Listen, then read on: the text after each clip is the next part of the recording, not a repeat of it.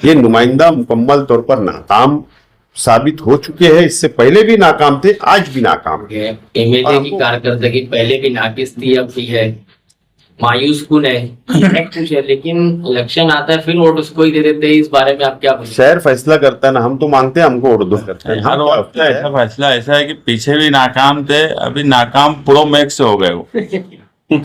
इस बार जो नाकामी है ये इससे पहले तो 5 साल की थी। देवेंद्र फडणवीस साहब और राज्य के गृह डिपार्टमेंट के पास अगर मालेगांव शहर की आवाम या हमारे जैसे लीडरान, ये छोटी मोटी पार्टियां हमारी जो है, या हम लोग जो काम करते हैं, आवाम की मदद करते हैं, अगर नागपुर के ताल्लुक से अगर कोई सबूत होगा। और मालेगांव तो जब से अंधार बने पीछे भी और अभी भी गरीब की जोरू होगी सुप्रीम कोर्ट तक। लेकिन ऐसा ये है कि जहाँ पे आवाज़ उठनी चाहिए थी वहाँ पे आवाज़ नहीं उठ रही है, या जिस लीडर के पास पहुँचना चाहिए था वहाँ तक हम नहीं पहुँच पा रहे, और इसीलिए 2 खवातीन हो गई, कल की एक तीसरी खवातीन है वो अंदर है। तो क्या कमी अब लग रही है आपको, किसकी वजह से? नहीं, बात ऐसी है, मुस्तकीम साहब ने कहा कि शहर को सोचना चाहिए। मैं भी यही बोलना चाहता हूँ कि मालेगांव शहर की आवाम को, संजीदा लोगों को और मिली तंजीमों को सोचना चाहिए कि जो नुमाइंदा चुनकर दिया गया है शहर की आवाम ने, वो नुमाइंदा वहाँ जाकर क्या करता है,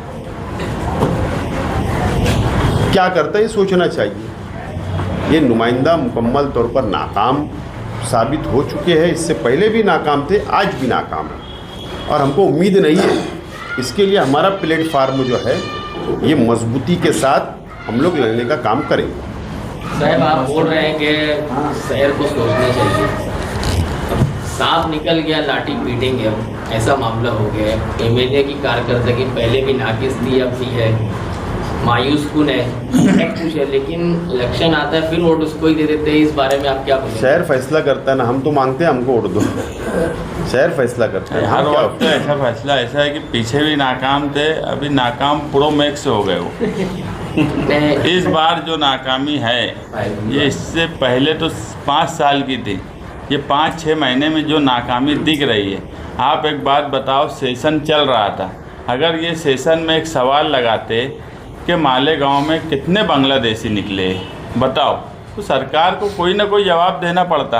अगर वो जवाब दिए होते तो वो कानूनी मदद के लिए भी इस्तेमाल हुआ होता, लेकिन अब वहाँ पर तो हम जाकर नहीं सवाल कर सकते। जिसकी जो जिम्मेदारी है, बोलने का मतलब यह है कि कई रास्ते कानूनी भी तहरीक से और दूसरे चैनल से निकाले जाते, मगर यहाँ पर ऐसा हो गया कि उनको मालेगांव की आवाम से कुछ लेना देना नहीं।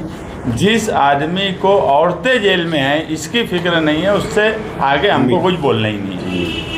हर मामले पर अब मालेगांव को टारगेट दिए जा रहे हैं, क्योंकि फडणवीस साहब का एक स्टेटमेंट आया नागपुर में जो वायलेंस हुआ है, उसके तार भी मतलब मालेगांव से जोड़े जा रहे हैं। तो मालेगांव मतलब इतना अब ये हो गया है कि हर मामले में मालेगांव को इन्वॉल्व किया जा रहा है। मुख्यमंत्री देवेंद्र फडणवीस जी ने जो नागपुर फसाद के ताल्लुक से जो प्रेस ली, मैंने भी सुना हूँ, उन्होंने कहा कि मालेगांव शहर के अंदर कुछ छोटी छोटी पार्टियां मदद कर रही है, ऐसा कुछ उनका स्टेटमेंट है, और यहाँ से उसको जोड़ने की कोशिश की जा रही है। मैं महाराष्ट्र के मुख्यमंत्री देवेंद्र फडणवीस साहब और राज्य के गृह डिपार्टमेंट के पास अगर मालेगांव शहर की आवाम या हमारे जैसे लीडरान, ये छोटी मोटी पार्टियां हमारी जो है, या हम लोग जो काम करते हैं, आवाम की मदद करते हैं, अगर नागपुर के ताल्लुक से अगर कोई सबूत होगा या कोई हमारा राब्ता होगा, कोई कांटेक्ट होगा, कोई उनके साथ का फ़ोटो होगा, या हमारा कुछ भी सबूत अगर होगा, तो उन्होंने बिल्कुल पेश करना चाहिए, लेकिन गुमराह नहीं करना चाहिए और मालेगांव को बदनाम नहीं करना चाहिए। पीछे आमदार साहब को एक खिताब मिला था, ये साहब एमएलए थे, डंडी मार आमदार। अब आप आज दे रहे हैं डेंगे मार आमदार, ऐसा बोल सकते हैं? निजी महफिलों में डेंगे मार आमदार। और मालेगांव तो जब से अंधार बने पीछे भी और अभी भी गरीब की जोरू हो गई है।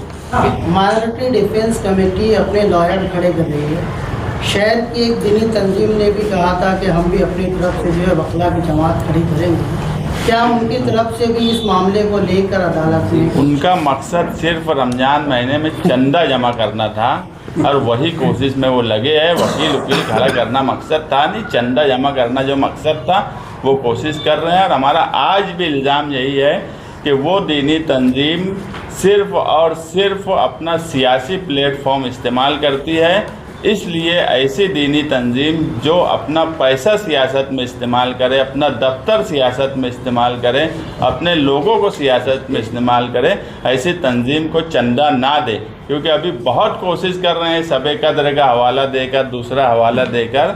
उनका मकसद वकील खड़ा करना होता तो अभी तक कोई ना कोई एक कोशिश की गई होती, 2-4 वकील को बैठाया गया होता, हाईकोर्ट गए होते, कुछ तो किए होते। आज तक जो एमएलए जो लोगों को लाया जा रहा है पकड़ के, उनके लिए कोर्ट में आकर झूठे आंसू नहीं जो एमएलए बता सका, जो जमात बता सकी, सिर्फ चंदा लेना मकसद था। रमज़ान महीने में वो काम वो बराबर कर रहे। कहने का मतलब ये कि 12 नवंबर मामले में जो रोल पहले था वही रोल अभी भी है। उस वक्त भी मकसद चंदा ही लेना था, आज भी मकसद चंदा ही लेना है। लेकिन आपने कहा कि चंदा नहीं देना चाहिए, उसके बावजूद भी परसों का ही बयान है सदर साहब का कि भाई हमको लाख मुखालफत के बाद भी हमारे चंदे में कोई फ़र्क नहीं पड़ा।